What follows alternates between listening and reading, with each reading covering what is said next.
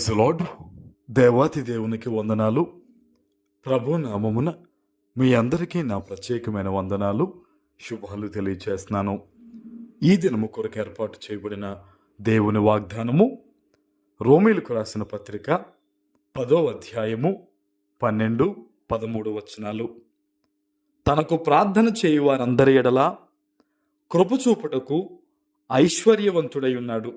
ఎందుకనగా ప్రభు నామమును బట్టి ప్రార్థన చేయువాడెవడో వాడు రక్షింపబడును.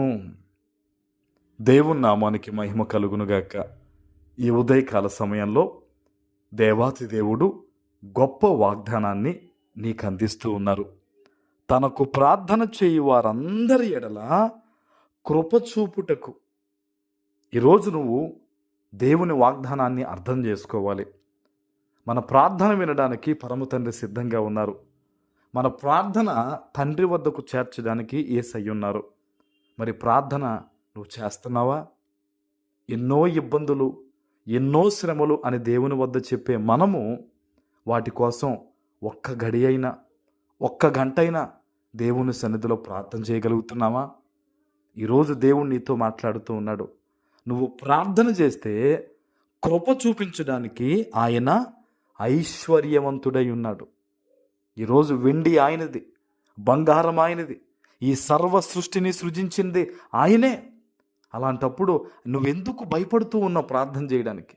నువ్వెందుకు వెనకాడుతున్నావు దేవుని సన్నిధిలో ఆయన గోజాడడానికి? కేటాయించు సమయాన్ని.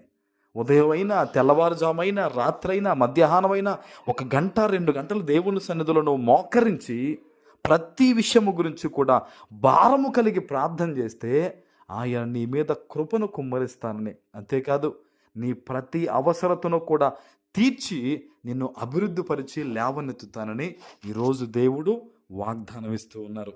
ఎందుకనగా ప్రభువు నామమును బట్టి ప్రార్థన చేయవాడెవడో వాడు ఏమవుతారండి? రక్షింపబడును. ఆయన నామమును బట్టి నీవు ప్రార్థన చేస్తే గనక సాతాను నుంచి నువ్వు రక్షింపబడతావు. సాతాను క్రియల నుంచి రక్షింపబడతావు. నీ బంధకాల నుంచి రక్షింపబడతావు. ఇబ్బందికరమైన రోగముల నుంచి రక్షింపబడతావు. ఈరోజు దేవుడు చెప్తూ ఉన్నాడు, నీ ఆత్మీయ జీవితాన్ని రక్షించడంతో పాటు ఈ లోక సంబంధమైన వాటి ఇబ్బందులు, శ్రమలు అన్నిటి నుంచి కూడా దేవుడు రక్షిస్తారంటండి. ప్రార్థన ఊపిరి వంటిదిగా ఉండాలి. ప్రార్థన నువ్వు ఎలా అయితే ఊపిరి తీసుకుంటూ ఉన్నావో నిరంతరము కూడా దేవునితో ధ్యానం ఉండాలి. నువ్వు ఎక్కడ పని చేస్తున్నావో నాకు తెలియదు, ఏ వ్యాపారం చేస్తున్నావో నాకు తెలియదు. ఈ రోజు నుంచి కూడా ఒక్క దినములో ప్రత్యేకమైన సమయం దేవునితో నువ్వు గడుపు. ఇది నా ప్రార్థనా సమయం అని నువ్వు దేవుని దగ్గర కేటాయించుకోవాలా. కుదరదు అన్న మాట వినబడకూడదు. టిఫిన్ చేయడానికి ఒక టైం ఉంది నీకు, మధ్యాహ్నం భోజనం చేయడానికి నీకు టైం ఉంది, రాత్రి భోజనానికి నీకు టైం ఉంది, ప్రార్థనకు కూడా నీకు టైం ఉండాలి. ఈ రోజు నుంచి కూడా ఈ వాగ్దానం విన్న ప్రతి బిడ్డ కూడా ఈ రోజు మొదలుకునే ప్రార్థనకు ఒక సమయాన్ని కేటాయించండి. దేవుని సన్నిధిలో గోజాడండి, ప్రార్థించండి. ఆయన కృప చూపుటకు ఐశ్వర్యంతుడై ఉన్నాడని చెప్పి ఈరోజు దేవుడు నీకు వాగ్దానం ఇచ్చాడు కనుక నీ ప్రతి అప్పుబాధ దేవుడు తొలగిస్తాడు. నీ ప్రతి కన్నిటిని దేవుడు తుడుస్తాడు. శుభకార్యాలు దేవుడు చేస్తాడు. అద్భుతాల మీద అద్భుతాలు యేసు నామంలో ఈ వాగ్దానం విన్న ప్రతి బిడ్డ పట్ల కూడా నెరవేర్చబడి గొప్ప కార్యాలు మీ పట్ల జరిగి మీరు సంతోషముగా ఉందురుగాక. ఆమేన్. ప్రార్థన చేసుకుందాం.